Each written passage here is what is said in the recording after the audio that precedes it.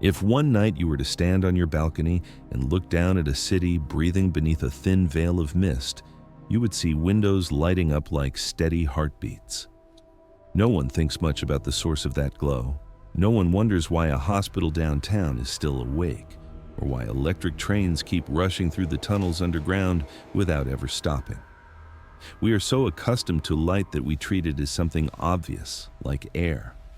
But in truth, for many hours of each day, this world is running on a substance you may never get the chance to see directly: uranium. An element without the regal color of gold, without shimmer, without anything that would strike you as special if you were to hold it in your hand. And yet, it carries within it the strength of a long-dead star. On the outskirts of big cities, where the ground trembles softly whenever a truck passes, there are nuclear reactors operating in silence. When you look at those gray concrete box-shaped buildings, you would never guess that inside them, millions of uranium atoms are breaking apart, one particle at a time, to create heat powerful enough to boil water, spin massive turbines, and ultimately send light into the room where you are standing. A tiny reaction, almost invisible, becomes the steady pulse of modern civilization. Then your eyes drift to the hospital, the top floor, where the lights are still on.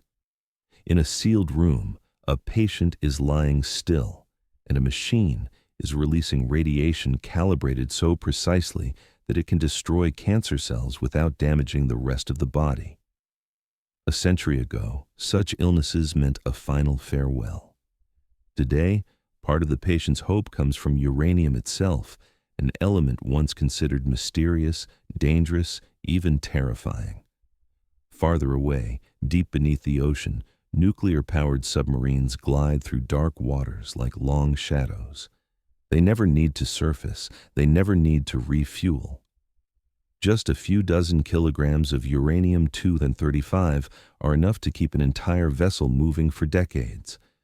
Meanwhile, above us, space probes carry miniature nuclear thermoelectric generators, harnessing the heat of radioactive decay to power instruments exploring places where sunlight can never reach. And if you narrow your perspective just a little more, you will notice a quiet paradox.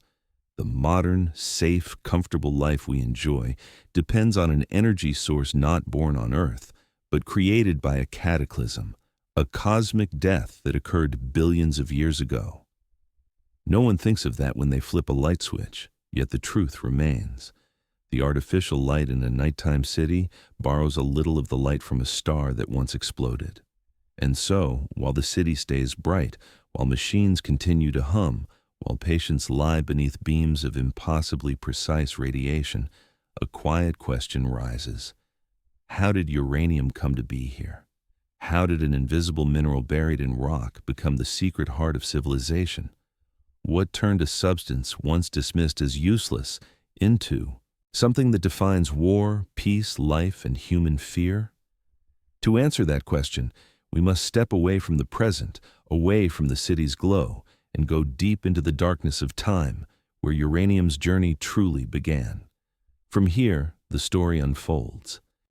If you were to turn off all the artificial lights around you and look up at the night sky, you would see a truth humanity has forgotten for a very long time. All the matter surrounding us, from the stone beneath your feet to the cells inside your body, is the dust of stars. Uranium is no different. But unlike familiar elements such as iron or oxygen, which are forged in the steady furnaces of living stars, uranium is created only when a star dies. And not a quiet death, but an explosion so immense that time itself seems to stretch, and everything within the star is torn apart into spiraling waves of fire. In those final moments, pressure and temperature rise to levels that nothing in our world can truly imagine. The nuclei of lighter elements are slammed together again and again, layer upon layer, building a chain of increasingly heavy metals. In just a few brief seconds, a dying star produces uranium in quantities and with energies that our entire planet could not replicate in millennia.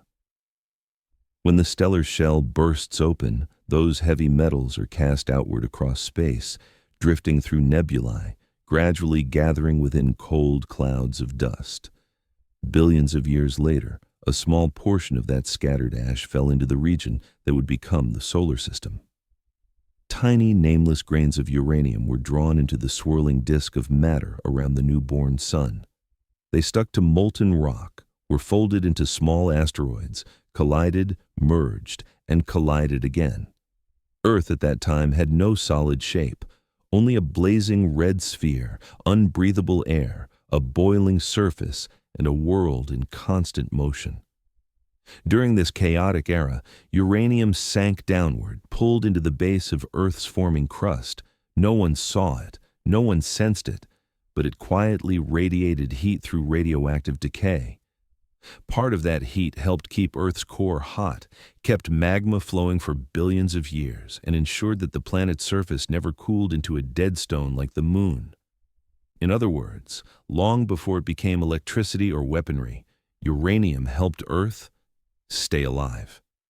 If you zoom in on that early era, you would see that uranium was not merely a heavy metal, but a natural clock. Each atom decayed at an exquisitely steady rhythm.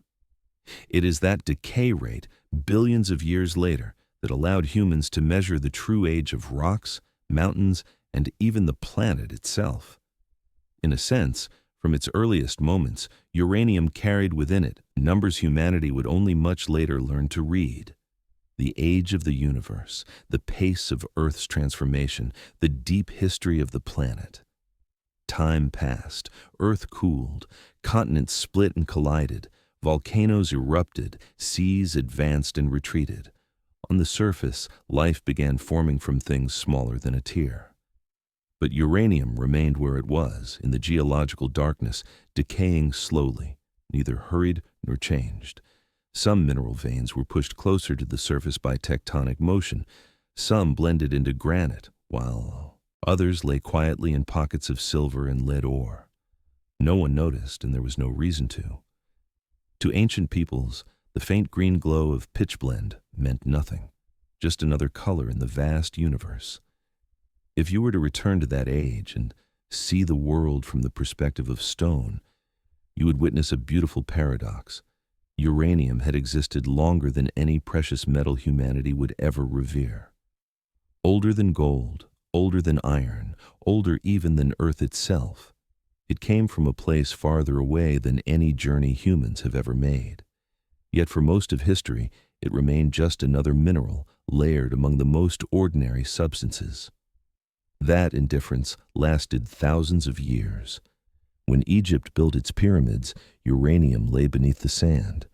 When Babylon raised its hanging gardens, uranium sat within the rock. When Greece wrote philosophy, when Rome built its arenas, when China forged its earliest dynasties, uranium had not once stepped out of the shadows. It existed, but silently. It waited, but did not call out. Only when humans began asking about the structure of matter, when the first scientists questioned what the world was made of, did uranium slowly come into view. But that is the story of later centuries. The next chapter of uranium's journey does not lie in stardust or stone, but in the curious hands of the first people who tried to separate it from ore. And when that story begins, humanity will slowly discover a truth. The metal once born as the ash of a dead star would become the starting point for a chain of events no civilization before us could ever have imagined. If you walk along an ancient dirt road where Egyptian traders once led their camels across the desert, you might come across shards of pottery, broken and lemon yellow, glinting beneath the sun. People pick them up, turn them gently in their hands, and see only a fragment of decoration that once belonged to someone thousands of years ago. But if you look at them with the eyes of the 21st century, you will notice something the ancient craftsmen could never have imagined. That yellow hue came from mineral crystals containing uranium, the metal that carries the imprint of dead stars. They did not know what it was. They only knew the stone could create an unusual color, beautiful yet cold, bright yet somehow unsettling. Uranium entered human history in this quiet way, not through explosions or grand monuments, but through color. From Nubia to the lands of Rome, from the banks of the Nile to small towns of ancient Persia, people mined a heavy black ore called pitchblende to mix into glass and pottery. When fired in the kiln, those mineral grains produced a strange lemon yellow, sometimes shifting toward orange or pale green, depending on the mixture. In the red glow of the furnace, these objects shimmered softly, as if coated in a thin layer of luminous mist. No one knew why. No one asked. For the ancients, beauty was enough. The artisans of that time could never have known that the color came from natural radioactivity. They simply saw that it caught the eye, that it was different, and that it could make a vessel more desirable to a buyer. And so uranium, though never called by that name, entered human life for the first time, as innocently and quietly as a watercolor. If you leave the Egyptian desert and travel north across the deep blue Mediterranean to the mountains of Central Europe, today's Czech Republic, you will find another story, darker and more secretive. The region of Joachimsthal, Yakimov, was once one of medieval Europe's most important silver mines. The miners there not only extracted silver, but also hauled up glossy black blocks, heavy and so hard that they required repeated hammer strikes to break. They called them bad ore, for they had no value like silver, yet appeared everywhere, cluttering the veins of rock they sought to exploit. What they did not know, and could not have known, was that pitchblende contained so much uranium that simply keeping it close to the body for long periods was enough to cause harm. In surviving records, local officials described the strange illnesses of miners, shortness of breath, dry coughing, and bodies wasting away rapidly. People called it the mountain sickness or poisonous subterranean air, but never connected it to the ore they dug daily.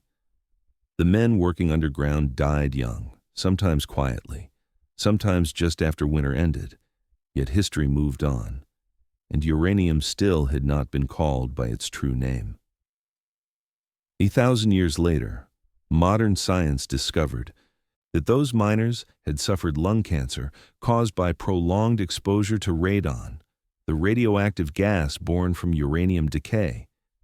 But in their time, it was simply the fate of silver diggers, a dim, nameless death with no explanation. They did not know their blood was paying the price for something the world would only understand much later.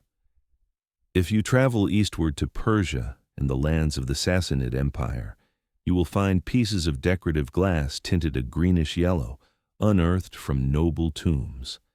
Their coloration is strikingly uniform. No one could explain why.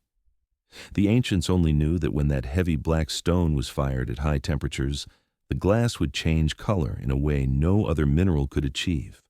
They called it fire-dyed stone, a beautiful name, one that concealed the truth that inside that color were tiny uranium particles quietly decaying, releasing energy that humans of the time had no way to detect.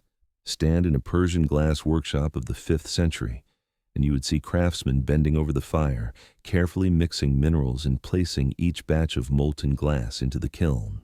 The golden glow of their finished work reflected across their faces. It was a beauty unaware of its own future. No one could have imagined that 1,000 years later, this very color, the color of uranium, would become a symbol of an age in which war could end with the press of a single button. All of this makes uranium in the ancient world resemble an anonymous traveler, passing through Egypt, Rome, Central Europe, and Persia, yet known to no one, understood by no one. It appeared only as a material to decorate the human world, quiet, unremarkable. The craftsmen saw only its surface, the miners felt only exhaustion, the merchants saw only merchandise, but none of them, absolutely none, saw even a fragment of the truth. They were touching the legacy of dead stars. And then history turned.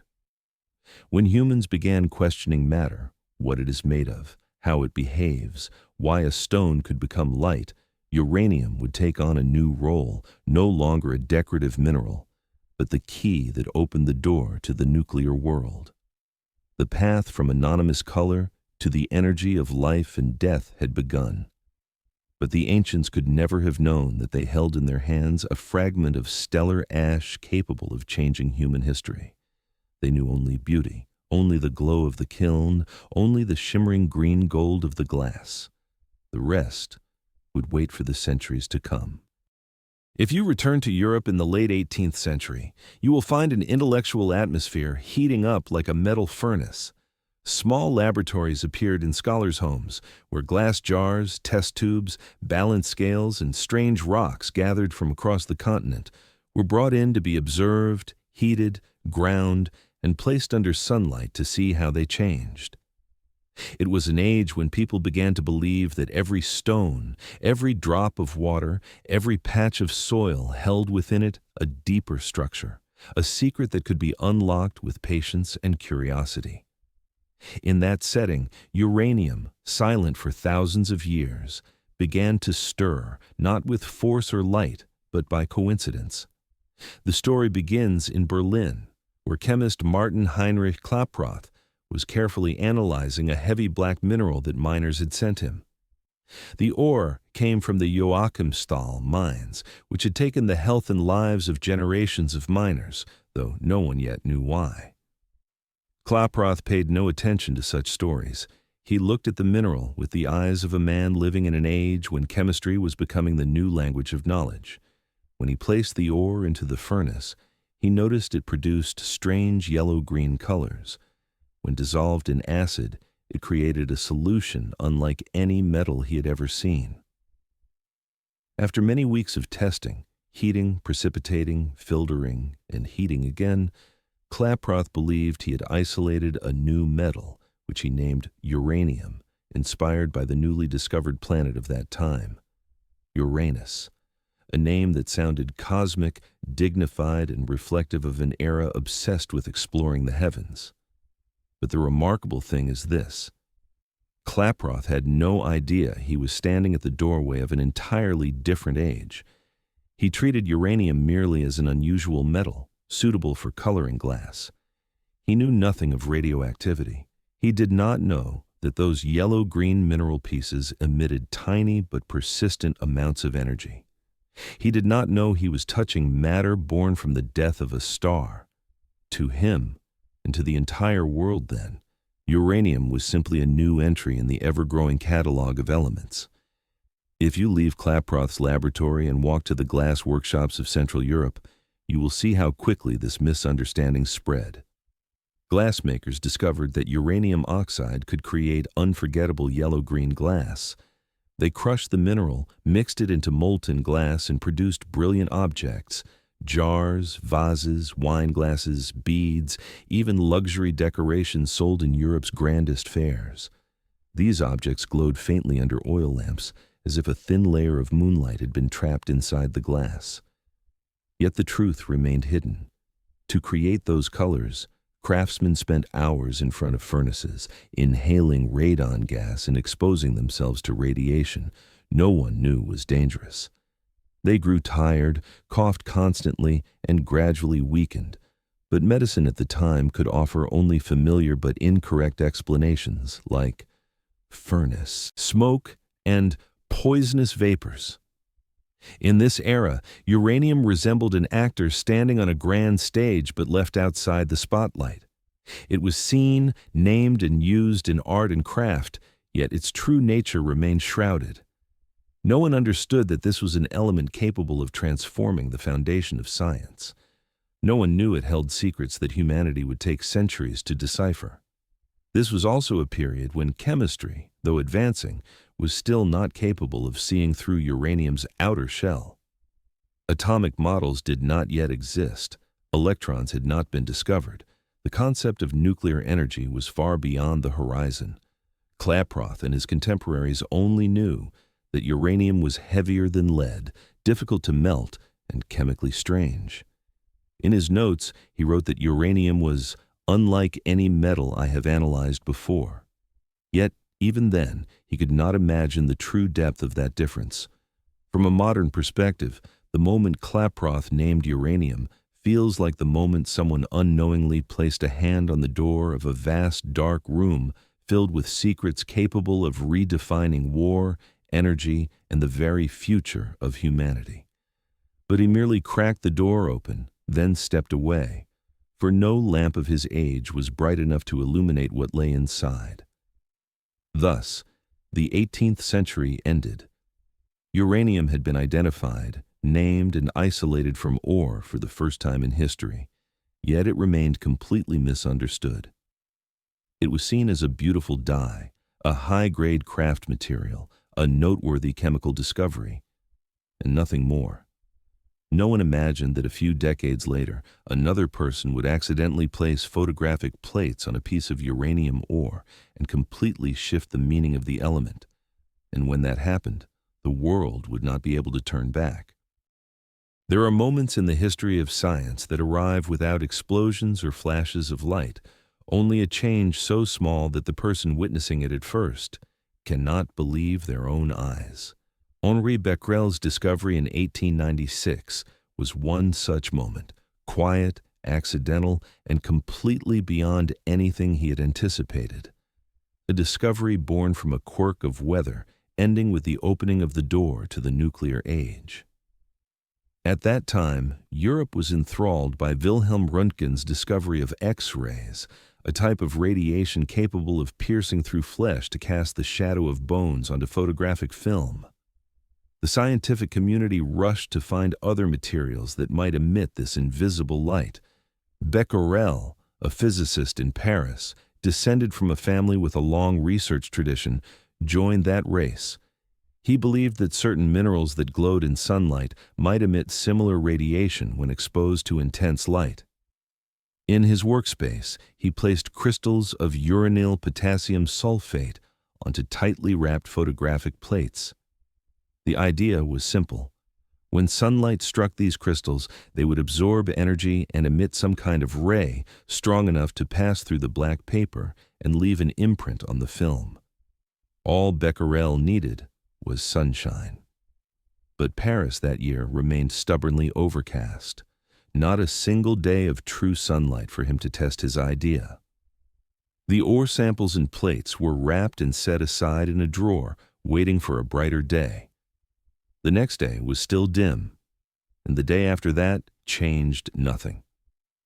Becquerel was on the verge of abandoning the experiment altogether, but out of careful habit, he decided to develop the forgotten photographic plates anyway, even though they had never been exposed to sunlight. And then something inexplicable happened. The plates revealed dark, sharply defined markings, almost scorched. Not faint silhouettes, not pale streaks, but the clear imprint of the uranium-bearing crystals he had placed on them. No sunlight, no artificial light. So, where had the light come from? In that moment, Becquerel's first reaction was not amazement, but doubt. He thought he had made a mistake, thought the film was defective, thought perhaps a stray beam of light had slipped into the drawer. But after repeated checks, repeated experiments executed with almost obsessive care, he was forced to accept a truth that was difficult to swallow.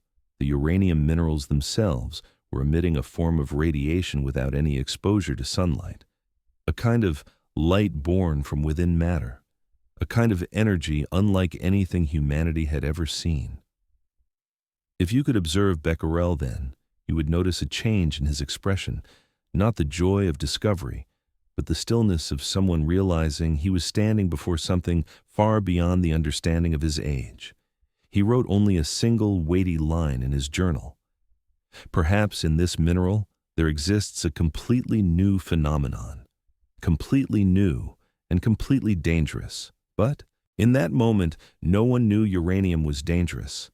There were no warnings, no radiation detectors, no atomic theory robust enough to explain why matter might emit energy on its own.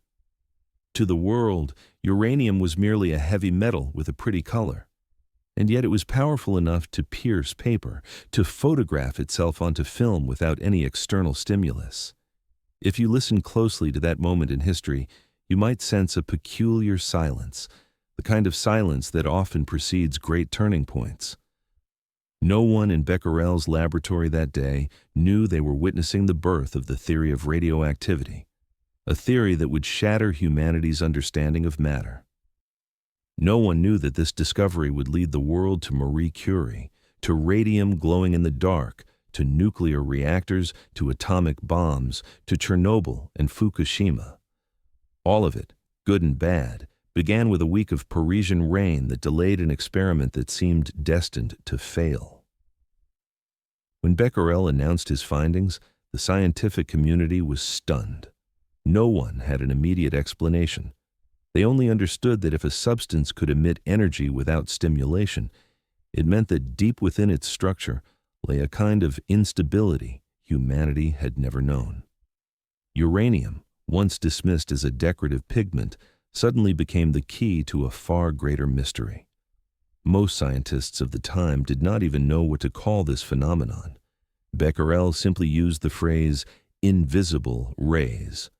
Later, the world would call them Becquerel radiation. And then, when Marie Curie read his papers, she realized that this was not the strangest property of uranium at all, only the first doorway into a much deeper world. Becquerel had walked halfway down the path, but someone else needed to continue, and that person, as history records, was Marie Curie, the one who would transform that initial curiosity into a scientific revolution unlike any before.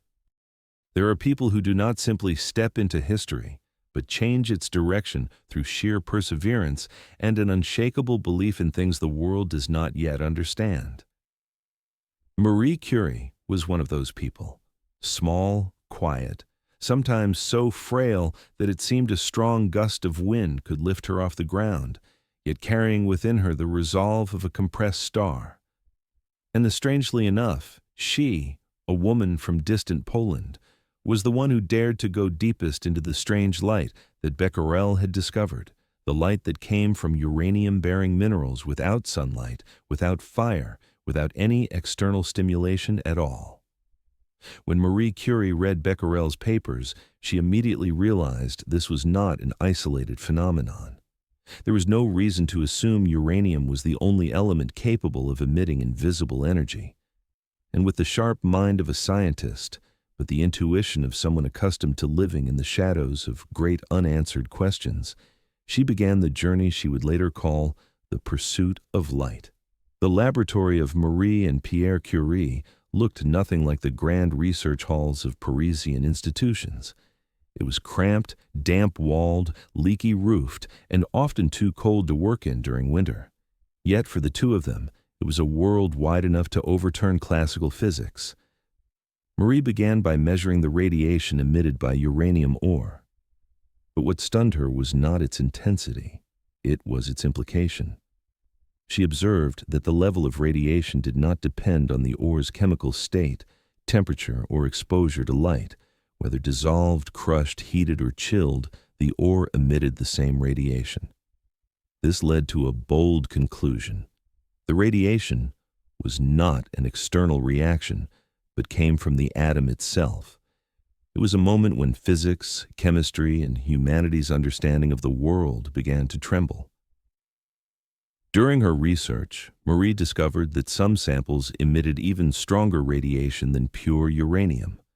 This led to an intuition. The ore must contain something more powerful than uranium. From that thought, she and Pierre began what many considered madness, processing tons of heavy pitch-blende ore by hand with muscle, using crude tools that even modern first-year chemistry students would never touch. They stirred heavy vats of ore, filtered liters of solution, and distilled it in large pots set atop an old gas burner. Steam rose and blended with the Paris fog, making their laboratory appear constantly shrouded in a thin mist, dim, muted, dreamlike.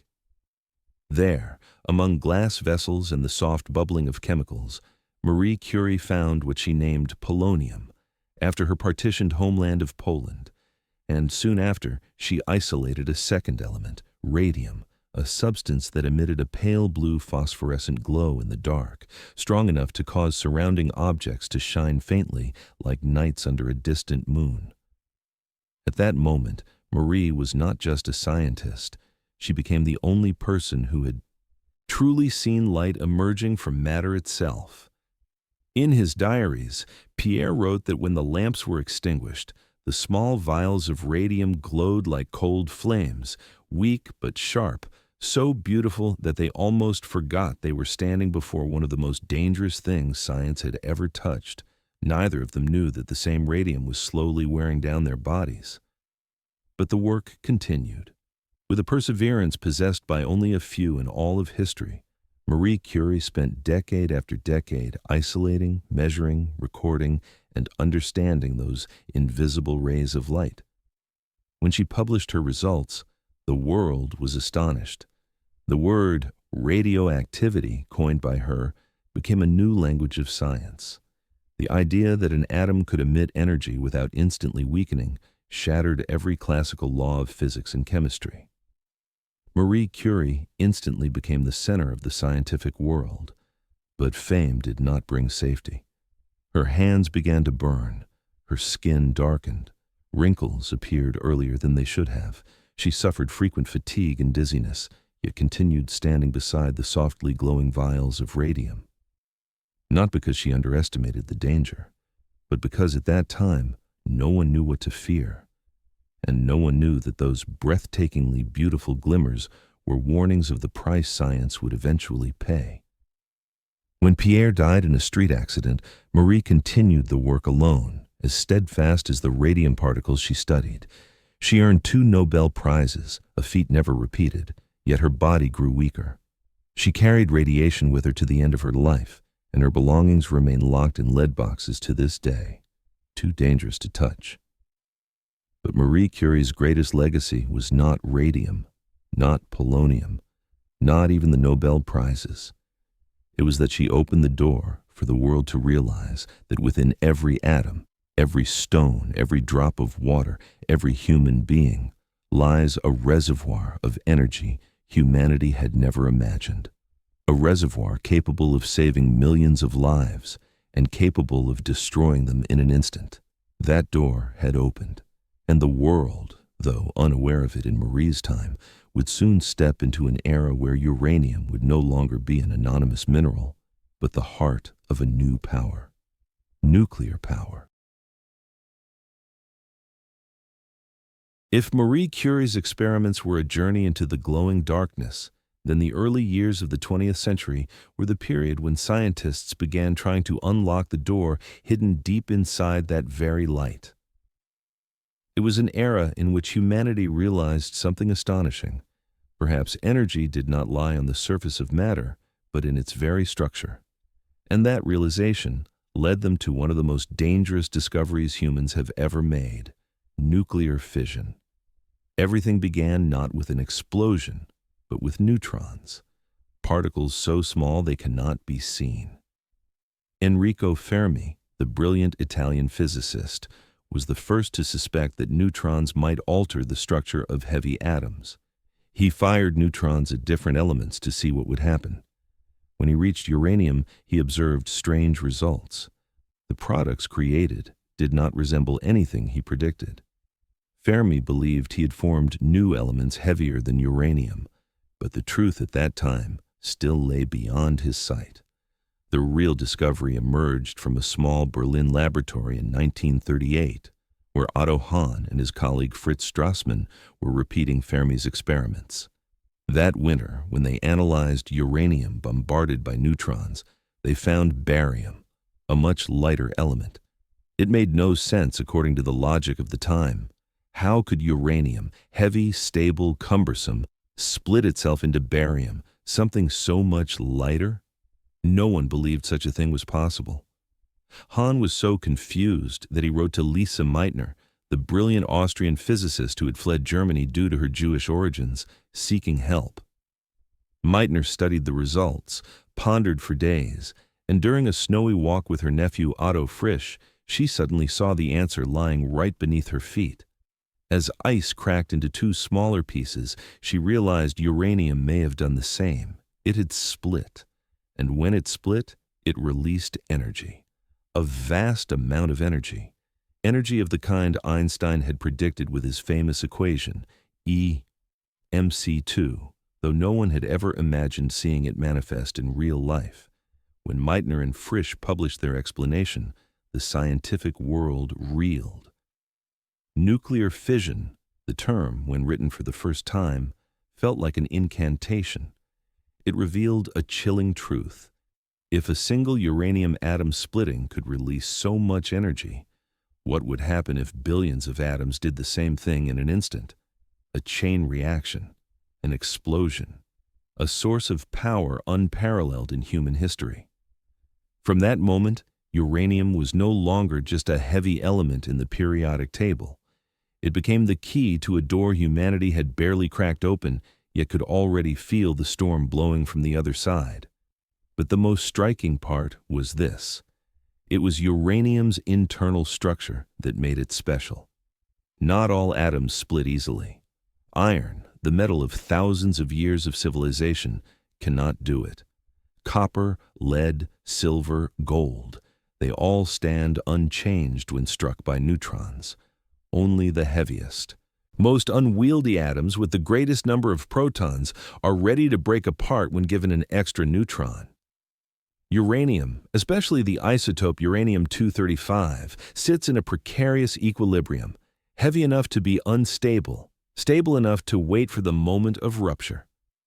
In a way, uranium is like a tautly tuned string, so tightly stretched that a single touch, a single neutron, sends it snapping, releasing energy millions of times greater than anything the human eye could see. If you entered a laboratory at that time, you would see the change in scientists' eyes, no longer just curiosity, no longer just joy, but a quiet fear. Because they understood they were standing before a form of energy that, if placed in the wrong hands, could change the world forever. In Hahn's notes, there's a trembling line. We have created such a large amount of energy that I dare not imagine what would happen if it were released all at once. Meitner was even more direct. Do not call this our discovery. This is the responsibility of humanity. But that responsibility went unheard. The political storms of the era were too large, too rapid, too violent. The world entered the 1930s with no chance of turning back. And the discovery of uranium fission, something that might have been the first chapter of a clean energy age, became instead the first stone laid on the path toward the Manhattan Project. From here, scientific curiosity transformed into political fear. Quiet laboratories became military bases. Sheets of calculations became weapons. Nuclear fission was no longer merely a physical phenomenon. It was the moment humanity first touched the power of the universe and understood that one misstep could turn the whole planet into an exploding star. From this point on, uranium was no longer the story of scientists alone.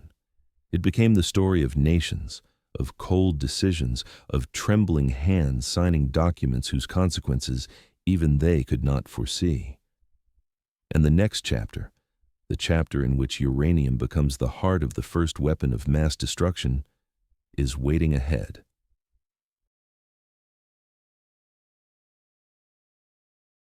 If you return to the early days of 1939, you would see Europe like a dry forest waiting for a single spark. The atmosphere was so tense that it felt as if the slightest misstep could ignite the entire continent. In that setting, the discovery of nuclear fission, a phenomenon that once seemed to belong only to laboratory benches, unexpectedly became the center of secret meetings, hurried journeys, and fears so deep that even seasoned scientists did not know how to name them. That fear began with a letter, and with a man who understood better than anyone that the equation E mc2 was no longer just a mathematical symbol, but had become a reality.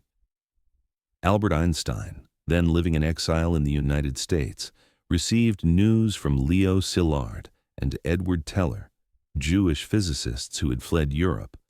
They told him that Nazi Germany might already know how to create a chain reaction using uranium. And if they succeeded, Hitler would hold in his hands a weapon so powerful that history would never again have the chance to rewrite anything. Einstein immediately grasped the meaning. He had been the one who laid the theoretical foundation for atomic energy. And now that theory might become reality in the most devastating way. So he signed the letter to President Roosevelt, warning that the United States must act quickly. That letter, short but heavy like a sentence, set off what the world would later call by a cold name, the Manhattan Project. But before Manhattan took shape, before the deserts of New Mexico lit up like the sun, the scientific world entered a phase in which fear seeped into every laboratory, every meeting, every private journal. Lise Meitner, the one who had explained fission, was then hiding in Sweden. She read the newspaper reports on Hahn's discovery, yet sensed something that few others did. If fission could occur without immense forces, if neutrons could trigger a chain reaction, then what would stop a nation from turning that discovery into a weapon? She wrote in a letter, "I hope humanity does not use this to harm itself." But in Berlin, that hope was so fragile it was almost inaudible. Heisenberg, the brilliant German physicist, was under direct pressure from the regime. SS officers wanted to know whether uranium could produce a bomb. They did not understand science. They only wanted answers. Heisenberg found himself trapped between talent, duty, and the fear that he was walking too close to an abyss he could not escape. In meetings, he explained while evading, sometimes intentionally slowing the research, unclear even to himself whether it was out of conscience or caution. His journals from that time always carried a weary undertone. We are entering a darkness where no one knows what lies ahead. Meanwhile, in Britain and the United States, scientists who had fled Europe gathered together, carrying with them memories of Hitler and the fear of an unimaginable scenario, a world in which fascist powers possessed the atomic bomb before anyone else. Secret meetings began. Rough designs were sketched on paper. Makeshift laboratories sprang up in old buildings where the lights never went out. And amid all that chaos, uranium, an element that had rested in geological darkness for billions of years, was seen for the first time through eyes no longer purely scientific. Uranium became a political unknown, a national resource, a card of life and death. In Europe, war approached like the footsteps of a storm. In America, the government began surveying every uranium source on Earth. In the Soviet Union, scientists quietly sent reports to the Kremlin. In Japan, the military began asking questions about a special bomb. All of this happened within only a few months of the announcement of fission. 1 year, just 1 year, from the moment Lise Meitner calculated the energy released by a splitting atom to the moment the entire world scrambled to control that element.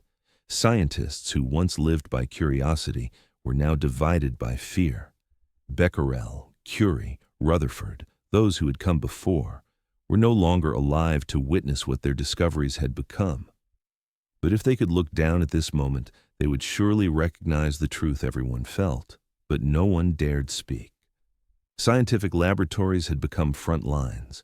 Uranium had become a whispered warning of war. And fission, a discovery beautiful as a perfect equation, had taken on a new form, the form of collective fear. From here, the story of uranium was no longer the story of scientists. It became the story of governments, generals, and secret councils. And behind every decision lay the same persistent shadow. What if someone else gets there first? The next part will answer that question. And the answer bears a name, the Manhattan Project. If there is a moment when humanity officially crossed the boundary between knowledge and power, it was the birth of the Manhattan Project. Not a building, not a single laboratory, but an immense network stretching across the United States, from the cracked deserts of New Mexico to secret meeting rooms in Washington, from sealed laboratories in Chicago to reactors buried deep under the soil of Tennessee.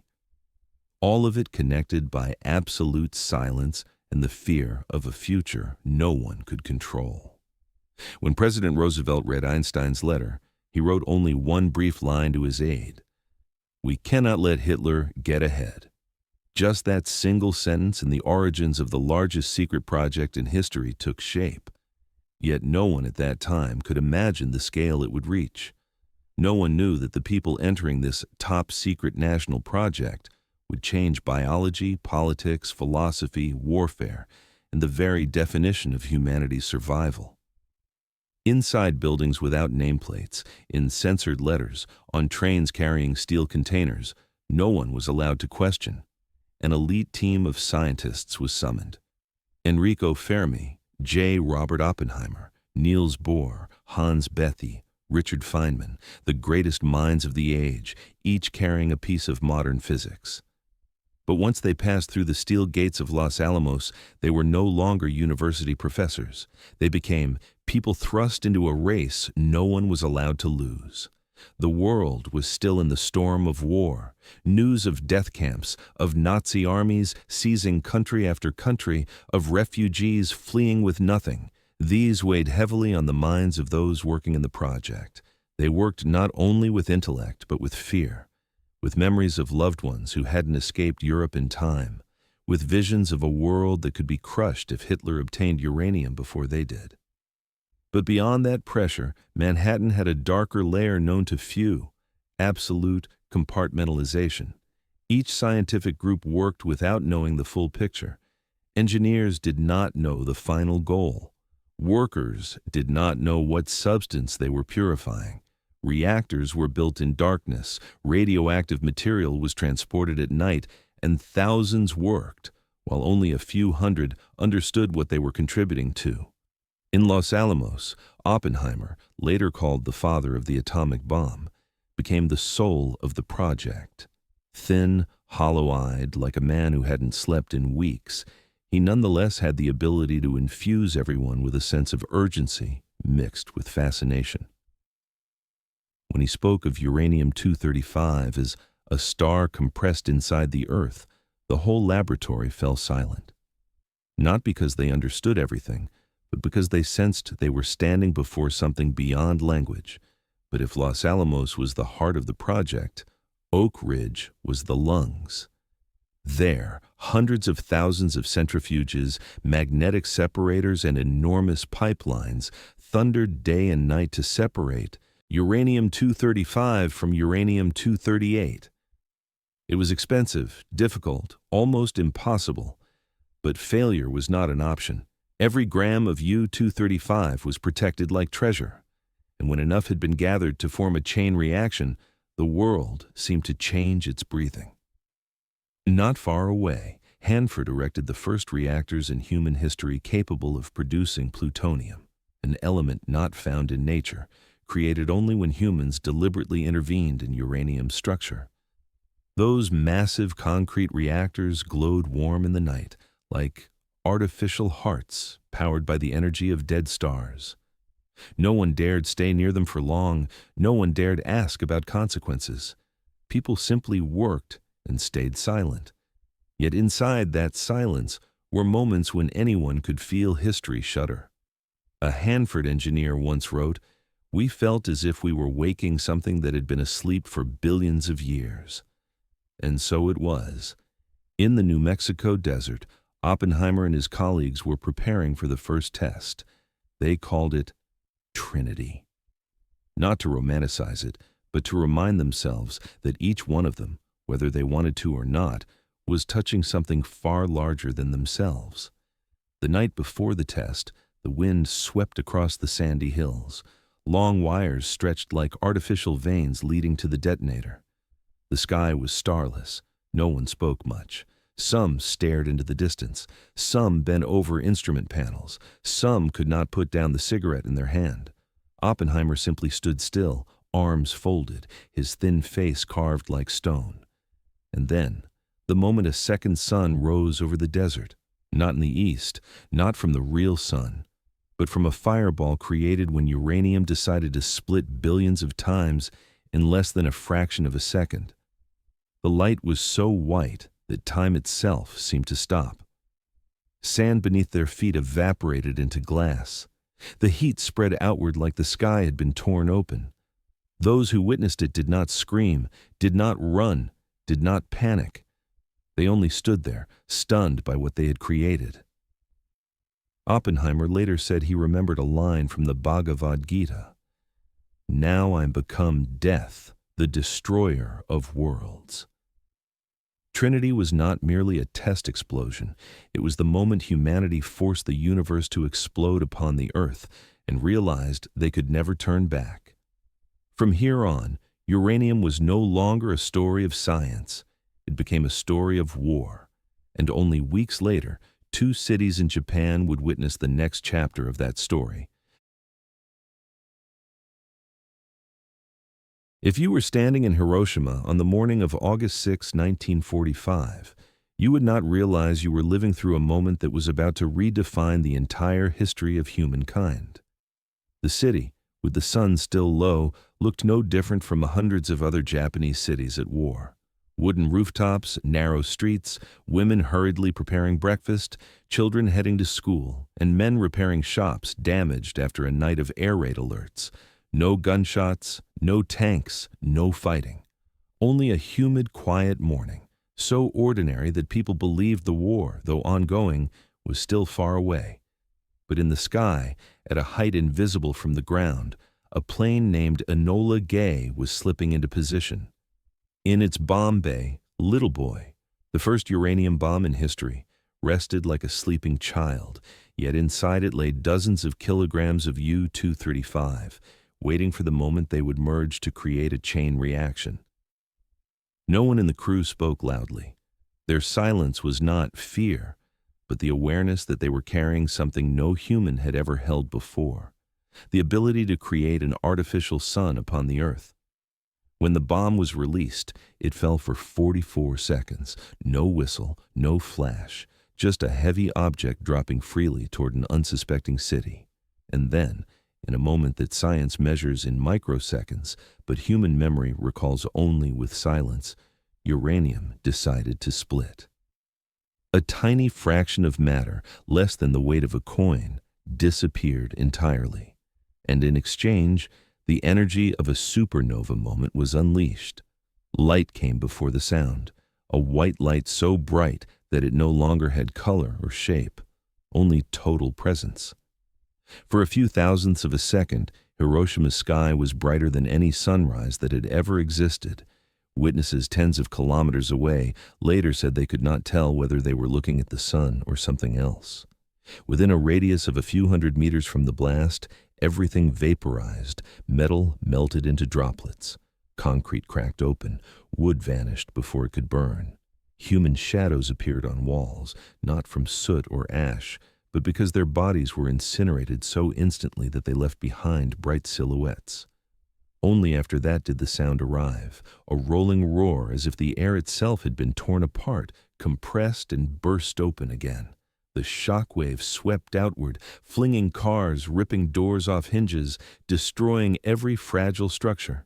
Families eating breakfast miles away thought a volcano had erupted or that the sky itself was collapsing.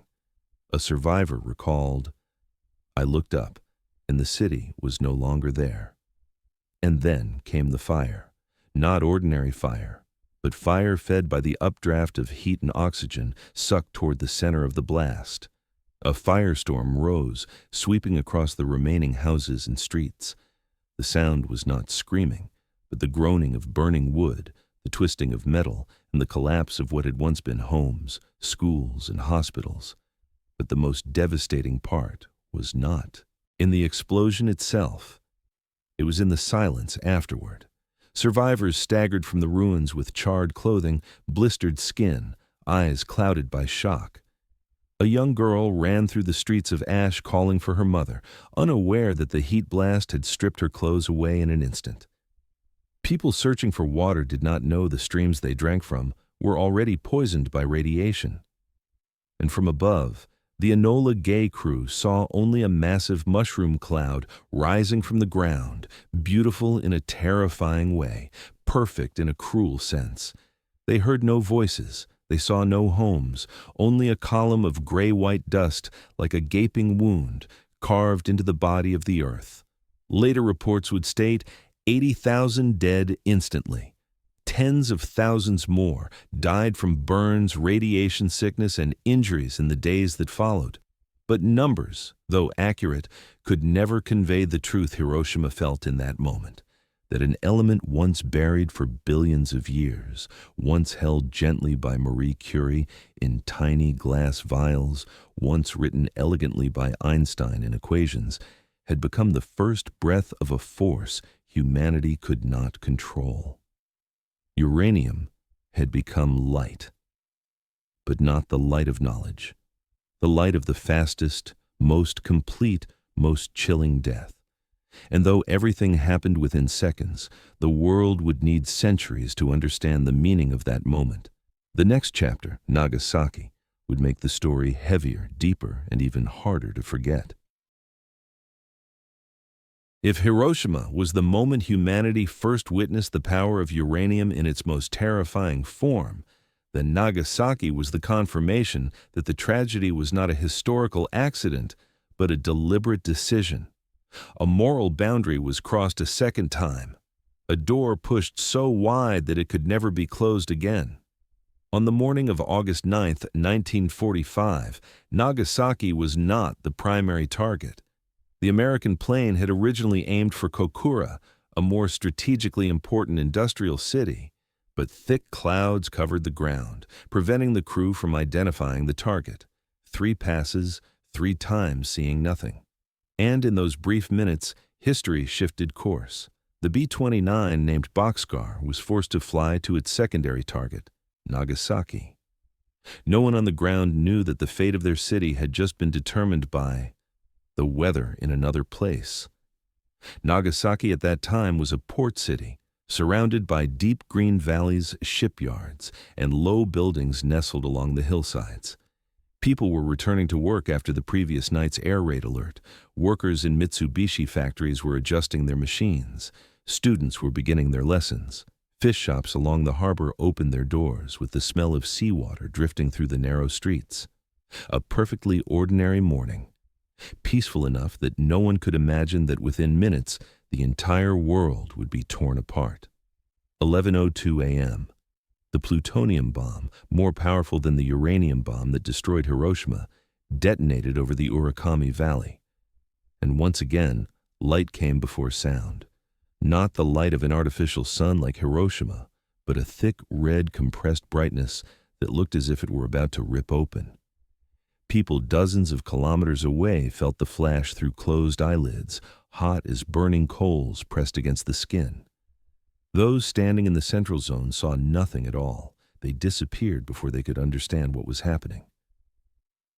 After the light came silence, a silence so overwhelming that it became a memory on its own. Then the explosion arrived. A deep rolling blast like a rage suppressed for far too long. The shock wave surged into the valley, bounced off the water, swept through homes, ripped off ceramic roofs, and crushed wooden structures. Bridges were torn away, churches collapsed, roads evaporated. A city seemed to be squeezed within the fist of a giant. Nagasaki was not hit at its exact center like Hiroshima, but the narrow valley focused the force, amplifying destruction as if sound were echoing inside a massive stone cavern. Thus, even with the detonation point offset, the explosion reduced all of Urakami to hell. At Urakami Hospital, doctors and nurses had barely stepped into the hallway when a blast of heat swept through, igniting the floor beneath their feet. Many did not even have time to comprehend. A surviving nurse recalled that for a few moments, all color vanished, and the world existed only in 2 extremes, blinding white and absolute black. Those who lived through the initial blast carried burns etched so deep the skin opened to red flesh. Many tried to reach the Urakami River to extinguish the flames on their bodies, but the water itself was hot, thick with smoke and human ash. A surviving soldier wrote, "We did not run from fire, we ran from the light." Nagasaki witnessed something horrifying that Hiroshima had seen days earlier: black rain, was not ordinary rain, but heavy, sticky droplets carrying soot, soil, burned debris, and radioactive dust. They fell like streaks of dark ink shimmering faintly with metallic sheen. Those who stood beneath it did not know they were absorbing something that would kill them slowly in the years to come. When the smoke finally began to clear, the remaining fragments of Nagasaki appeared. Churches reduced to blackened iron frames, neighborhoods turned into bare foundations, even centuries-old shrines leveled to the ground. Urakami, once home to the largest Catholic church in Asia, was now reduced to a single scorched statue, its stone eyes gazing across a landscape no longer recognizable. The numbers in official reports still cut like knives. About 40,000 people were killed instantly. More than 70,000 were severely injured, and tens of thousands more are dying over months and years from radiation. But these numbers do not convey the truth that history witnessed. This was the moment humanity did not merely repeat the mistake of Hiroshima. It proved it was willing to use that power again. When the news reached the White House, President Truman spoke a single cold sentence: "This is the end." But on the ground, in Nagasaki, nothing had ended. There were only people walking through ash, holding children who would not live much longer, prayers falling onto a city with no roof left to echo them back. After Nagasaki, the war truly stopped, but humanity did not. We stepped into a new era, one in which uranium was no longer an element, but a warning about the very nature of humankind, the ability to create a light visible from the horizon at the cost of everything that cannot be seen.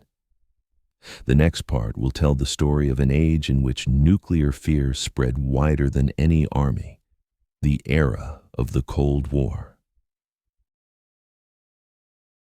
If Hiroshima and Nagasaki were the first thunderclaps announcing an unprecedented storm, then the Cold War was that storm stretched across nearly half a century. An era in which an enemy did not need to invade territory, did not need to attack with tanks, did not need to seize cities.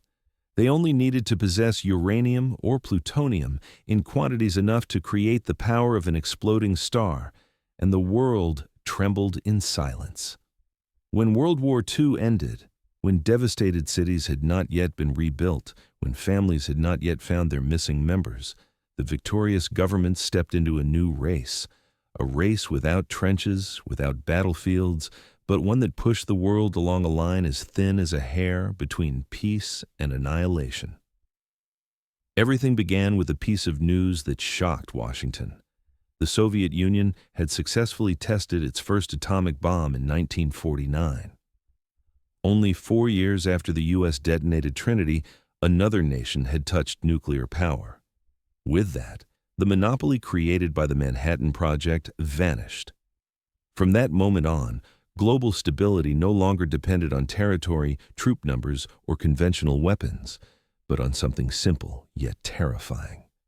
Who could destroy the planet faster? In response, the U.S. developed the hydrogen bomb, a weapon with destructive power hundreds of times greater than Hiroshima. Not long after, the Soviet Union did the same. Every time one side tested a new weapon, the other accelerated research, and each step pulled humanity closer to the abyss. In major cities, radios began broadcasting strange instructions: how to dive into shelters when seeing a flash, how to lie flat on the ground, how to cover one's eyes, how to find clean water after a blast. American children were taught to duck and cover as instinct, but adults knew that a little school desk offered no protection from an artificial sun. Meanwhile, the Soviet Union built secret cities, Atomgrad, where scientists lived and worked without names, without addresses, without appearances on any map. There, uranium was refined, plutonium produced, and weapon counts kept so secret that even many in the government did not know the true numbers. But the real fear did not lie in those reactors. It lay in small rooms in Washington and Moscow, where leaders sat before red telephones. The kind of telephone that, if picked up, could change the color of the world in minutes. The Cuban Missile Crisis of 1962 was one of the moments when the entire planet held its breath. Just one wrong decision, one small misunderstanding, one distorted signal, and the world could be pulled into a chain reaction no one could stop. Warships, bombers, and nuclear-tipped missiles stood ready to ignite. In underground command bunkers, officers practiced pressing the button with faces hardened like steel. One American officer later wrote, "We lived in years when a bad dream could become the end of the world." And the most frightening thing was this: no one was certain the other side wouldn't strike first. So the two superpowers kept building more weapons, not because they wanted to use them, but because they feared the other was doing the same. Fear fed fear. Uranium became the shadow haunting every politician, every military command, every scientist. During this era, nuclear tests turned the Nevada desert and the Pacific Islands into gigantic laboratories. Mushroom clouds rose hundreds of times, imprinting themselves onto the sky like terrible reminders that humanity was still playing with a light that did not belong to it. Shockwaves tore through seawater, lifting coral atolls as if they were sponges. Fish washed ashore. Children on the islands lost their hair. No one knows how many creatures or humans paid the price for those experiments. But the devastation did not happen only outside. It happened inside the minds of millions living in that era. An invisible dread.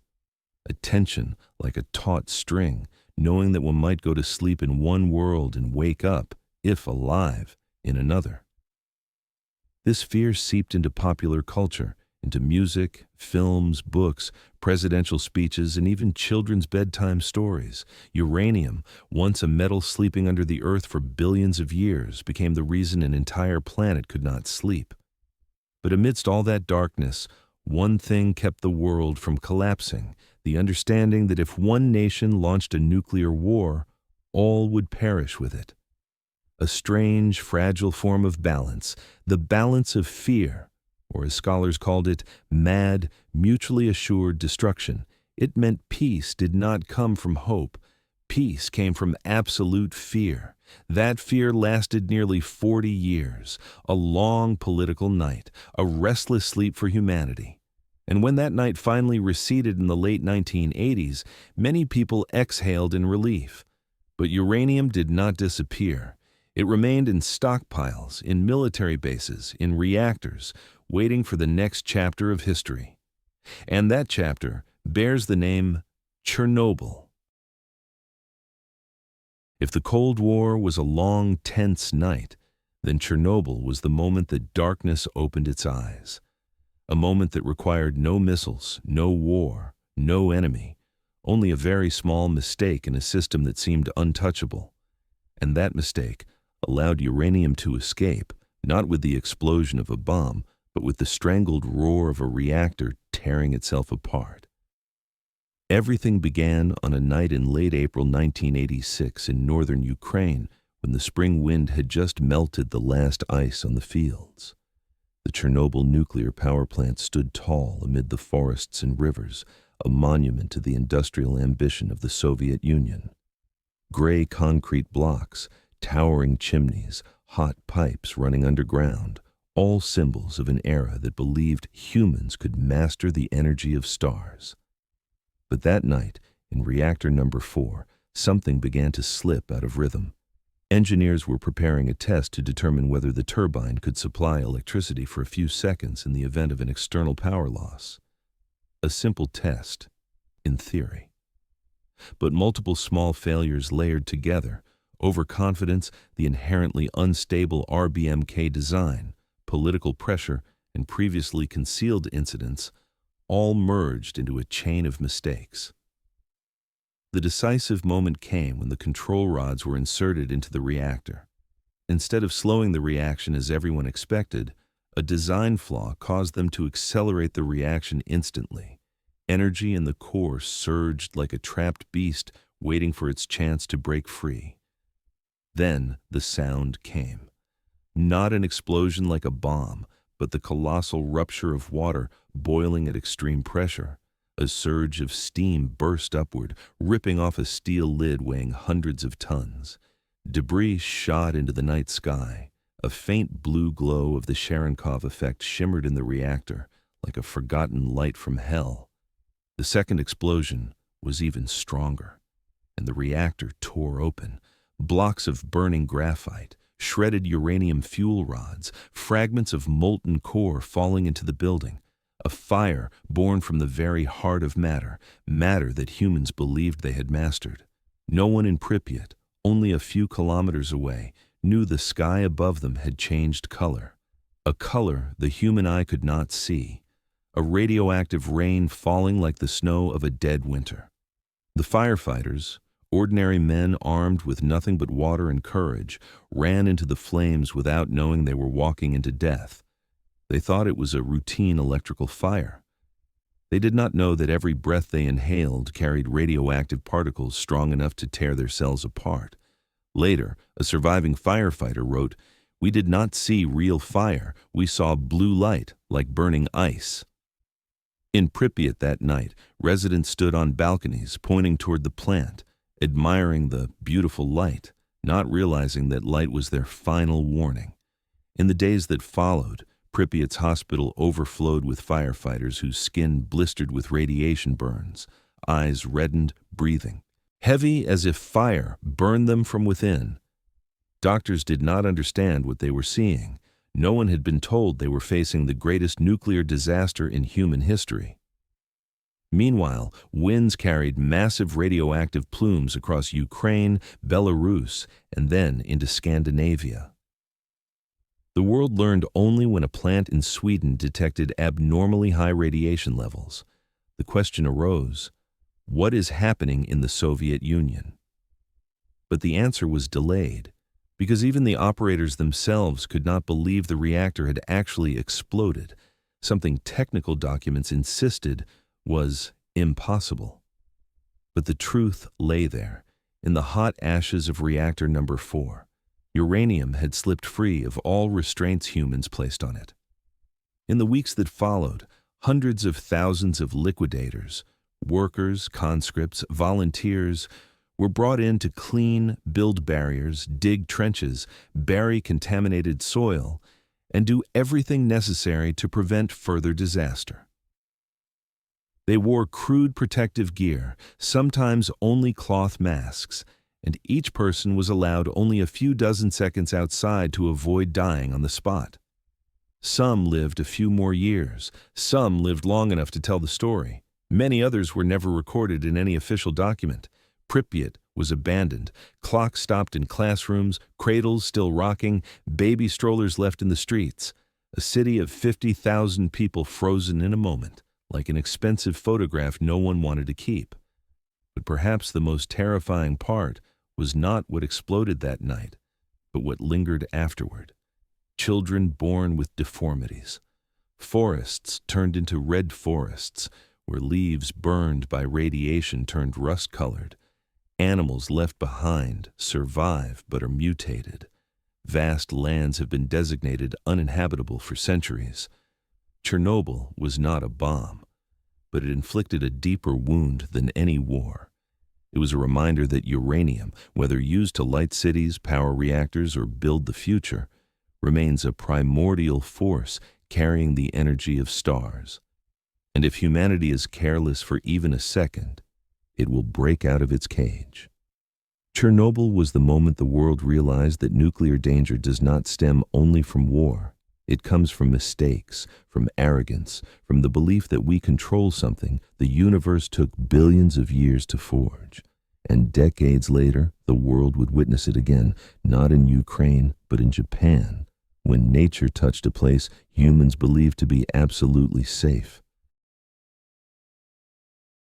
If Chernobyl was a disaster born from human error, then Fukushima was a disaster born from a question humanity had never truly answered. Is there anywhere on Earth that is genuinely, absolutely safe for nuclear energy?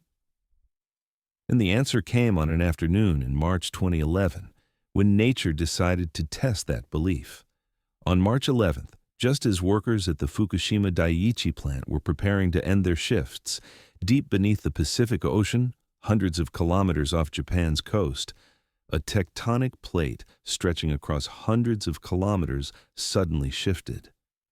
In mere seconds, the entire ocean seemed to rise. A 9.0 magnitude earthquake, powerful enough to tilt Earth's axis, rippled outward like a giant beast crawling beneath the crust. Buildings swayed, roads split, and underwater currents began gathering strength far beyond anything humans had imagined when designing nuclear plants. Inside reactors 1, 2, and 3, the emergency shutdown system worked exactly as intended. Control rods dropped, and the chain reaction stopped within seconds. Engineers in the control room felt relieved. Everything was still under control. They trusted the steel shells, the thick concrete, the protocols written after Chernobyl.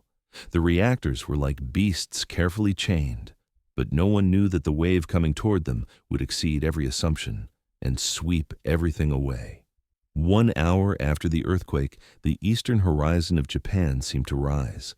The sea pulled back. The air fell strangely silent. And then a tsunami, more than 14 meters high, charged inland with the speed of a bullet train. It overran the seawalls as if they were paper fences, dragging cars, houses, ships, and countless lives deep into the land. At Fukushima, power lines snapped, backup generators activated, but the tsunami came too fast, too strong, and swallowed even those generators. Salt water flooded the turbine halls, destroyed circuit breakers, and submerged control systems. Within minutes, the plant had shifted from under control to complete station blackout. This is the most dangerous moment for any reactor. Because when the power goes, the pumps stop. And when water stops circulating, the core begins heating up. Not from a chain reaction, but from decay heat, the energy uranium releases even after a reactor is shut down. In the hours that followed, temperatures rose relentlessly. Fuel rods became exposed. Zirconium, the cladding around the rods, reacted with steam at high temperatures, producing hydrogen. Hydrogen accumulated, and when even the smallest spark appeared, it ignited. The first explosion struck Reactor 1, then the second at Reactor 3, then the third at Reactor 2, where radiation levels spiked so high that measuring instruments failed. White hydrogen clouds tore the roofs off the reactor buildings, hurling metal debris and radioactive dust into the sky. Crowds tens of kilometers away watched the columns of smoke rising like a rip in the blue horizon, a sky disturbingly calm compared to the chaos unfolding below. Engineers, firefighters, and plant workers stood in the contamination zone like desperate sentinels. They sprayed seawater into the reactors, hoping to cool them, even knowing that doing so would permanently destroy the systems. One shift supervisor said over the radio, "If we don't do this, all of northeastern Japan will be gone." Many of them understood perfectly well. Going in meant not coming back. But they went anyway. No medals, no grand funerals, only the names listed as missing in duty. Meanwhile, the Japanese government faced a brutal decision: evacuate more than 160,000 people within hours. Buses, trucks, and ambulances sped through neighborhoods that only hours earlier had echoed with crying children, sizzling pans, and afternoon radio music. Now everything was left behind. Doors open, belongings untouched, clocks still ticking. The lands around Fukushima were sealed off. Rice fields abandoned, coastal towns emptied, pets running through silent streets. A once vibrant region had become a mute zone, where only the wind passed through radiation warning signs. But the most frightening part was not what exploded. It was what lingered in the air, a new understanding that even when humans do everything correctly, nature can still find the smallest crack and break the system. Not out of malice, but because nature does not care about human engineering. Chernobyl was a warning about human error. Fukushima was a warning about human limits, and though the two disasters came from different causes, the conclusion was the same. Uranium, the explosive gift of the universe, is not at fault. Human confidence is the true vulnerability. From here, the world must confront a difficult question. Can we continue using nuclear energy, knowing that a single event, whether human-made or natural, is enough to shatter every illusion of safety? And that question leads us to the next chapter: uranium on the global geopolitical chessboard. If you travel along the most tense borders in the world, you will realize a truth political maps never clearly state. Uranium does not lie only beneath the ground, but also in the minds of nations. It is the fear hidden behind steel fences, the whisper inside diplomatic meetings, the shadow over secret laboratories that have no name on any map. And in places where national survival depends on a decision made correctly or incorrectly within minutes, uranium becomes something few want to mention, but no one can ignore. In the Middle East, amid scorched deserts and fortress-like cities, Israel keeps a secret everyone knows, but no one is permitted to name. Dimona, a facility deep in the Negev, has no sign, no visitors, and appears in no transparency report. There, it is believed, Israel possesses a nuclear arsenal meant for what they have always considered essential: survival. For a nation once pushed to the brink of being wiped from the map, that belief is not ambition, it is instinct. They do not flaunt it, do not threaten, do not announce. They remain silent, and sometimes that silence is more frightening than any declaration. Farther east in South Asia, where the Himalayas stand like a stone wall dividing two worlds, India and Pakistan look at one another with the kind of gaze only nations that have fought wars can understand. India created its first bomb in 1974, not to intimidate, but to send a cold message. They would never again allow themselves to be dominated by northern powers, but every action creates a reaction. Pakistan, a young nation with fewer resources and a history of conflict with India, felt it could not remain on the sidelines. And so, more than 2 decades later, 2 test explosions shook the deserts on opposite sides of the border. No threats, no gunfire, only flashes blooming over the sand, as if the nations were answering each other in the only language they believed would be heard. But if in Israel, silence is a strategy, and in South Asia, nuclear power is a fragile balance, then Iran's story is far more complicated. Iran says it needs uranium for civilian reactors, for medicine, and for research. World powers believe it is moving too close to the threshold of weapon development. Every time Iran builds another centrifuge, oil prices rise. Every time it signs or cancels a nuclear agreement, the entire Middle East tightens like a drawn bowstring. The irony is that the more Iran is suspected, the more convinced it becomes that it must go further. Because in a region whose colors change after a few coups or conflicts, anyone without an ultimate weapon is seen as vulnerable. In this story, uranium is not just an element, it is fragility, insecurity, and the desire to determine one's own fate. Then there is North Korea, where uranium is not wrapped in secrecy, but in desperation. A country isolated, poor in resources, with a fragile economy, yet holding a card every superpower must account for. Pyongyang does not hide its intentions. Nuclear weapons are its shield of survival. Without them, they believe their nation would become merely a name in history books. With them, they force the world to listen. In North Korea, uranium is not viewed as high technology or military might. It is the heartbeat of the regime, the last wall between them and the fate they believe awaits across the border. And if you look at the entire map from above, you will see something strange.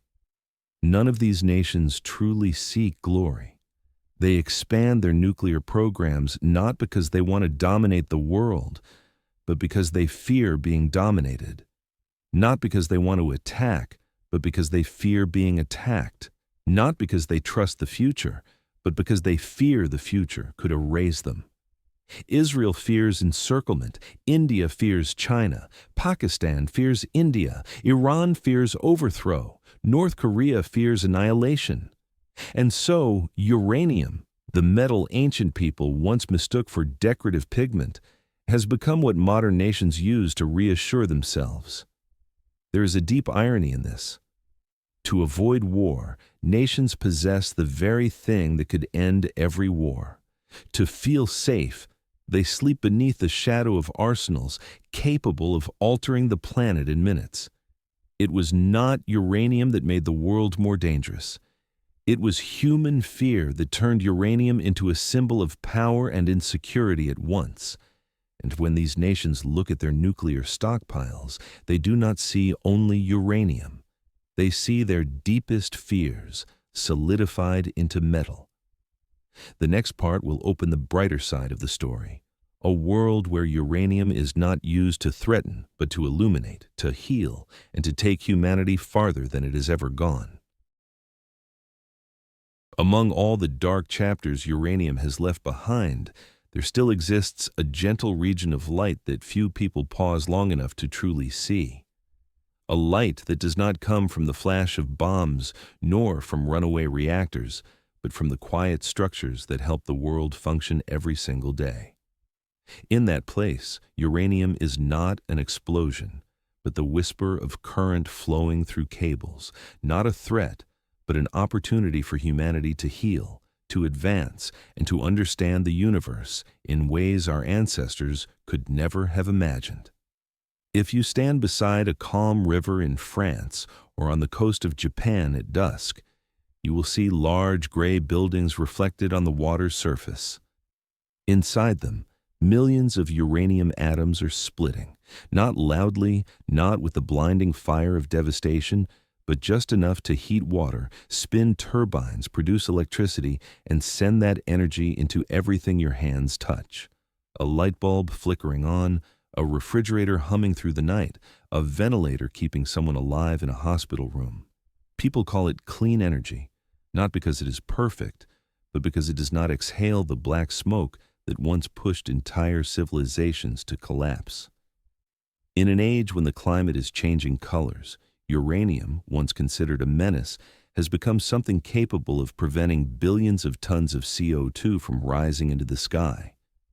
And while reactors quietly generate power, uranium appears in places we rarely think about: hospitals, white corridors, doors marked with radiation symbols, patients walking into radiotherapy rooms with fear in their eyes. These, too, belong to uranium's unexpected story. A small beam, so precisely targeted that it affects only a few millimeters of tissue, can destroy cancer cells while sparing the healthy ones around them. To an observer, it may look like a few silent minutes in a cold room.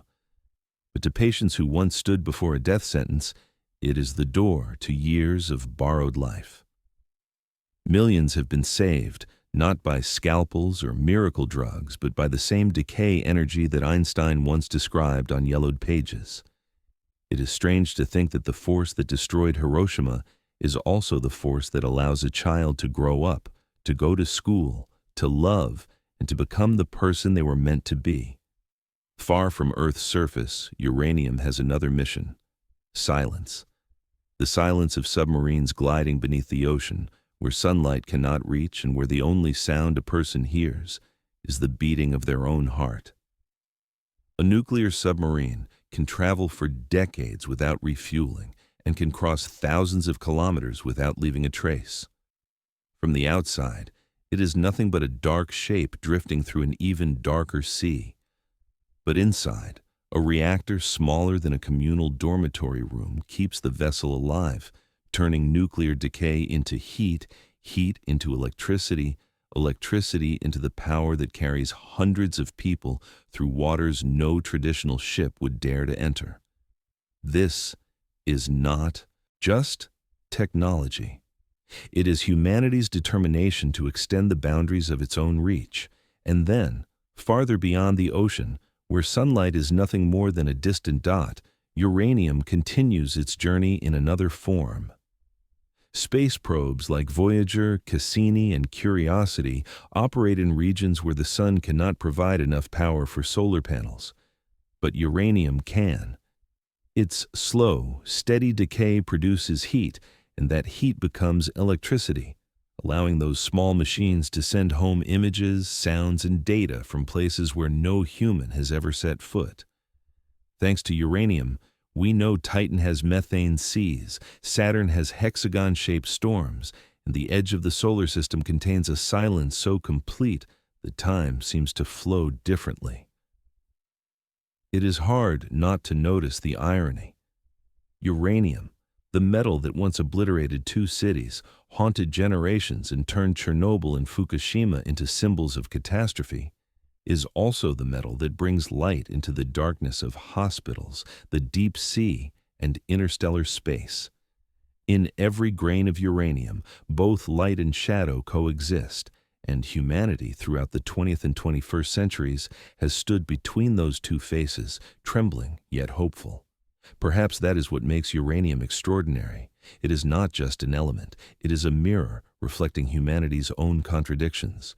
We destroy with it, but we also save lives with it. We fear it, yet we rely on it to go farther than we ever thought possible.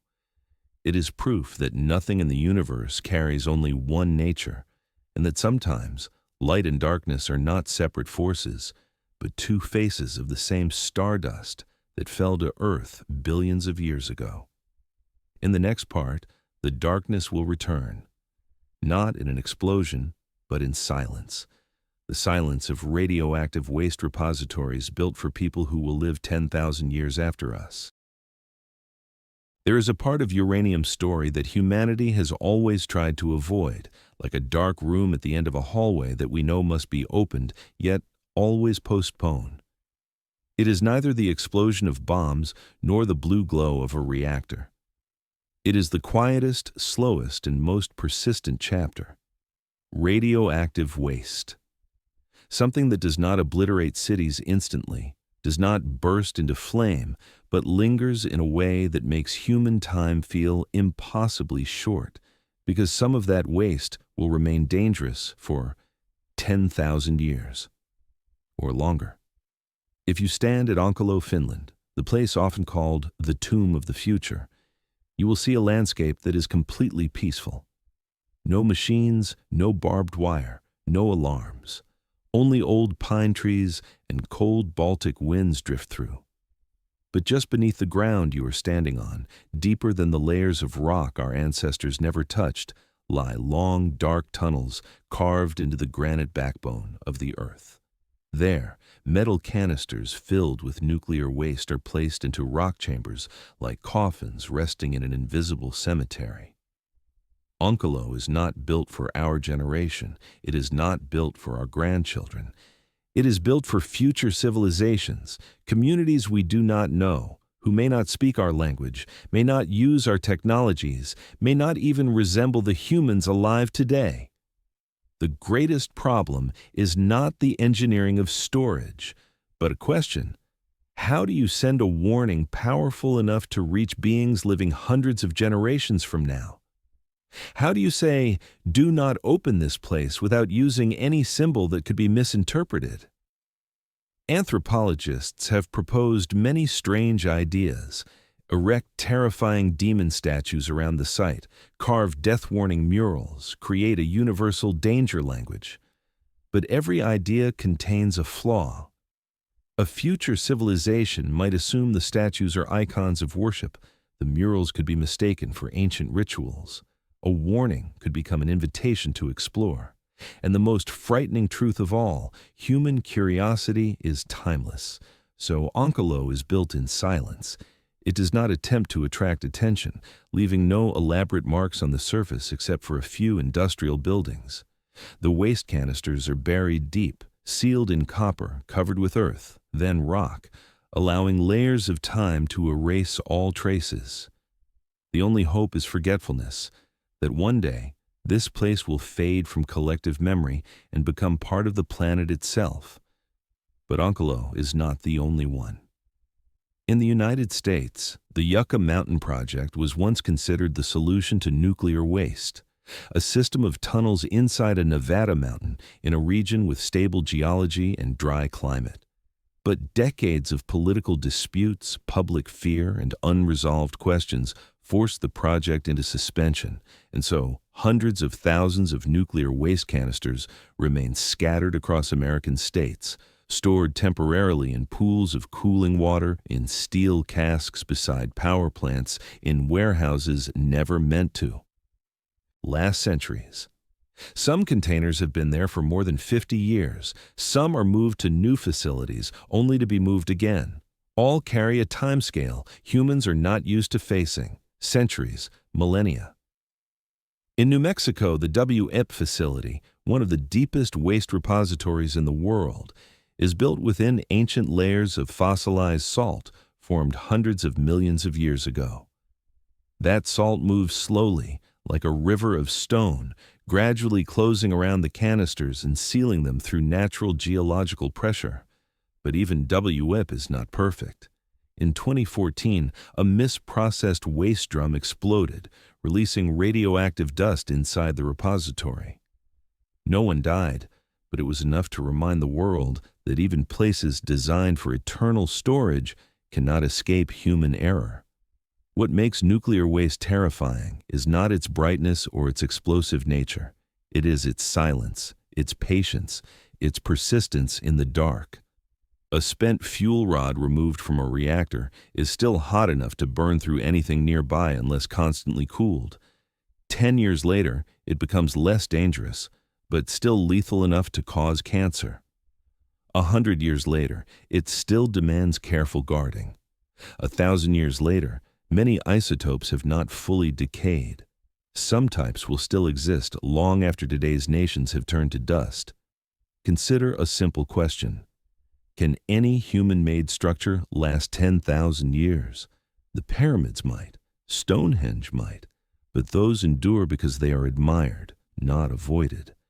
How do you ensure a nuclear waste repository remains intact after hundreds of generations who may not know what it is?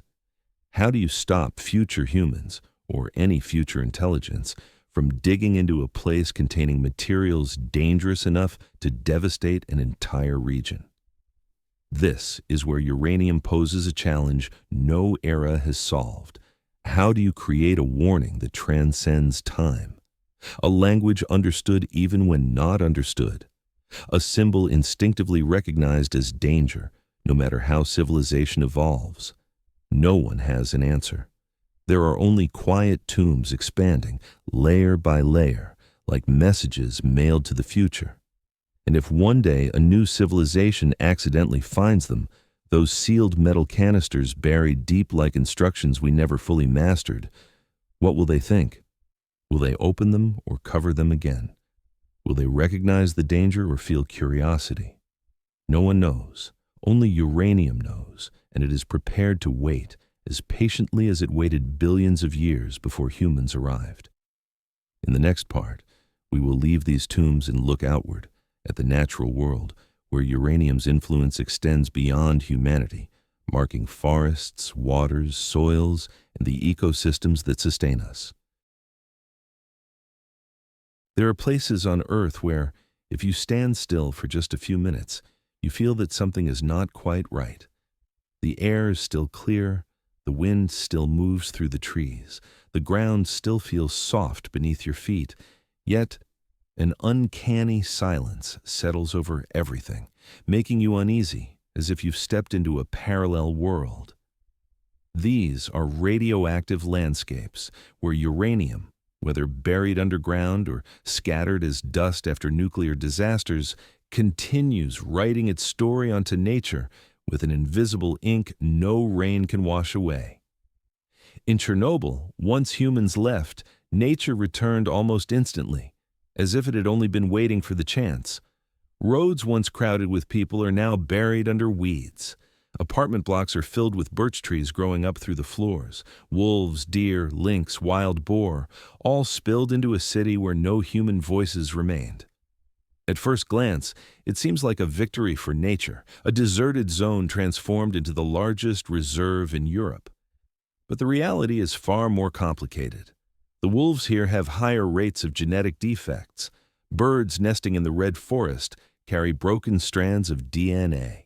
Certain insects seem to have vanished entirely from some areas, as if that nuclear night of 1986 left behind a void nature tries to fill but cannot. Some pine trees survive only a few years before dying outright, their needles turning the color of rust. This is what people call the red forest. It does not burn, it does not fall. It simply stands as a silent witness to a paradox. Nature returns faster than humans expect, but not in any condition that could be called healthy. Farther south, the rivers around Russia's Mayak nuclear facility still carry sediments filled with radioactive isotopes from the 1950s. The water looks crystal clear, yet a simple radiation meter spikes instantly into danger levels. Fish still swim in it, grass still grows along its banks. But these waters are silent dead zones, places where life exists but does not flourish, like a room whose windows have been shut for far too long. In Kazakhstan, where the Soviet Union conducted more than 450 nuclear tests at the Semipalatinsk test site, the earth is cracked like wounds that refuse to heal. Children born in nearby villages carry genetic defects passed through generations. The sky remains blue, the grass still sways, and winds continue crossing the steppe. But in every grain of dust, every drop of rain, remnants of uranium linger. Yet nature is strange in its own way. It does not retreat. It adapts. When scientists returned to Chernobyl's exclusion zone, they discovered black fungi capable of eating radiation, using ionizing energy the way plants use sunlight. Birds with higher melanin levels appeared, offering protection from DNA damage.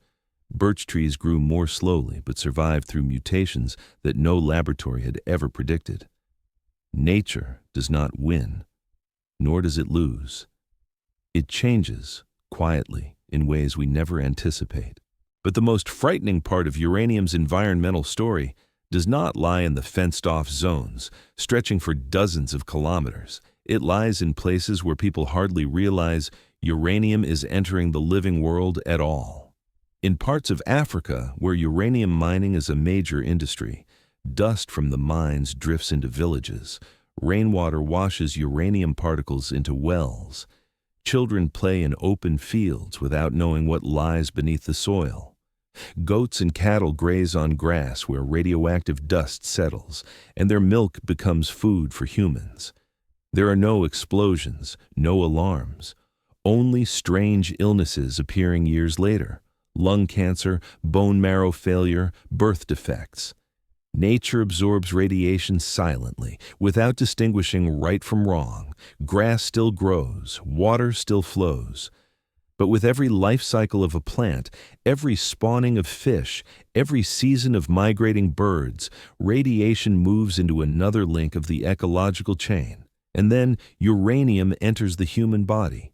Not with a bang, not with immediate injury. It settles in the bones, the liver, the lungs, like a speck of dust no one sees but capable of altering the structure of a single cell. What makes uranium's darker side in ecosystems frightening is not dramatic destruction. It is endurance. A fire can be extinguished, a war can end, but a contaminated landscape may take centuries to heal. A polluted river may never return to its original state within several human lifetimes. A deformed forest becomes a sorrowful inheritance of nature, an inheritance no one wants to pass down. And in all these stories, nature plays both victim and warrior. It absorbs the wounds inflicted by humanity, then tries to heal in ways no one imagined. But not every place finds a hopeful ending. Some landscapes will forever carry uranium's memory, not as a warning, but as a permanent scar. In the next part, the story moves to another terrain, where uranium shapes not only nature and politics, but also becomes a new chapter in global economic rivalry. The race to control uranium mines across the world, from Canada to Kazakhstan, from Niger to Australia. If you descend deep into the earth in Saskatchewan, Canada, you will find humid tunnels as warm as the mouth of some ancient beast. There, miners work in darkness, their sweat soaking into rock that has been here for billions of years. This is where the richest uranium deposits on the planet lie, or so concentrated that just a few tons are enough to power a reactor for a long time. But these mines are not merely extraction sites. They are battlefields of global economics, where every gram of uranium is valued not only in money, but in influence, in politics, and in the future trajectories of nations. Today, uranium's power no longer lies mainly in the bomb, but in the supply chain. In a world slowly returning to nuclear energy to reduce carbon emissions, every country needs uranium the way they once needed oil. And so the world map quietly shifts in color. Lands once considered remote, resource-poor, or unimportant, like Kazakhstan, Niger, Namibia, suddenly become hot spots of negotiation, investment, and competition. Take Kazakhstan, for example. It never appeared on the list of major industrial powers in the early 20th century, but today it produces more than 40% of the world's uranium. Vast steppe plains are drilled with thousands of holes, chemicals pumped underground to dissolve uranium, then drawn back to the surface. This method, called in situ leaching, turns peaceful grasslands into networks of pipelines and chemical reservoirs. But what captures the world's attention is not only the extraction method, but the control. When you hold 40% of the global supply, you hold leverage. You can shift markets, steer prices, and influence the energy decisions even of the great powers. Niger, a poor country with more desert than farmland, has long been the main uranium supplier for France. The lights of Paris, the Lyon Metro, the factories of Marseille, all are powered by nuclear electricity, and that electricity is fed by uranium from Africa. There is a heartbreaking irony in this relationship. In many places in Niger, people still live without electricity, while the uranium they dig from their own soil illuminates cities half a world away. But these distant lands are not only supply points, they are places that endure. Roads are torn apart by trucks carrying ore. Rivers are contaminated by chemical runoff. Air around the mines shimmers with fine dust, colorless yet powerful enough to alter the DNA of a child. And even though mining corporations issue promises of sustainability, stories of illness, birth defects, and soils that no longer bear crops pass quietly from one generation to the next. In Australia, a land rich in resources, uranium deposits lie deep in the red desert like massive open wounds. Convoys of ore trucks cut through land belonging to indigenous peoples, territory where every rock and river holds spiritual significance. But as global energy demand increases, cultural heritage often slides to the bottom of the priority list. Small groups of indigenous people stand in protest, holding signs in the vast desert, trying to tell the world that their land is more than a mine. It is the root of thousands of years of history. Then there is Canada, where uranium extraction is carried out under some of the strictest standards on Earth. Here, miners wear heavy protective gear, passing through air filtration chambers before entering the tunnels. Companies monitor every gram of radioactive dust. In some areas, robots are used instead of humans to extract ore. But even with safety protocols far superior to those of past decades, one question always lingers. Can workers ever be completely protected from an element that does not tolerate mistakes? The race for uranium does not unfold only at the mines. It unfolds in corporate boardrooms, in government backrooms, in secret negotiations between global powers. China invests heavily in African mines. Russia signs deals to extract uranium and build nuclear plants for developing countries in exchange for political influence. The United States pushes to rebuild domestic supply chains to avoid dependence on geopolitical rivals. In this landscape, every ton of uranium becomes a bargaining chip in a global strategic game where every nation tries to secure an advantage. But perhaps the least discussed aspect of this race concerns the people who face the earth and stone directly: the miners. The workers living in barracks on the Kazakh steppe, the Niger laborers walking miles to fetch clean water, the Australian families living near mining zones, never truly knowing how much radiation may be in their backyard. They are the quiet links that bear the consequences, so the rest of the world can have electricity, functioning hospitals, and space probes flying into the unknown. Uranium in government halls may be a strategy. Uranium in the hands of corporations may be profitable. But uranium under the feet of miners will always be a risk that does not flare, does not explode, but seeps into breath, into water, into soil, and into the arc of a life. This race has no clear winners. Each country gains some advantage, but also sacrifices part of its land, its environment, and its public health. And when looking at the global maps of uranium mining, one realizes a truth both beautiful and sorrowful. Uranium is stitching together lands that once seemed unrelated, from African deserts to Canadian ice, from Kazakh steppe to Australian plateaus, with a thin but heavy thread. In the next part, the story will leave the depths of the earth and step into the realm of advanced science, the future of uranium in a new era, where Generation 4 reactors, reprocessing technologies, and ideas to tame nuclear energy may forever change how humanity perceives this element. Across a journey spanning tens of thousands of years, from the time uranium lay dormant in ancient stone to when it became a spark in Marie Curie's laboratory, a man-made sun over Hiroshima, an invisible fire at Chernobyl and Fukushima, this element has never changed its nature. Only humans have changed the way they touch it. As science advanced and society grew more mature, we began to understand that uranium is neither enemy nor savior. It is simply an ancient form of energy, so powerful that it lies beyond the usual moral scale of humankind. And now, as humanity steps into the 21st century with new anxieties, climate shifts, population growth, geopolitical fractures, uranium once again becomes more of a question than an answer.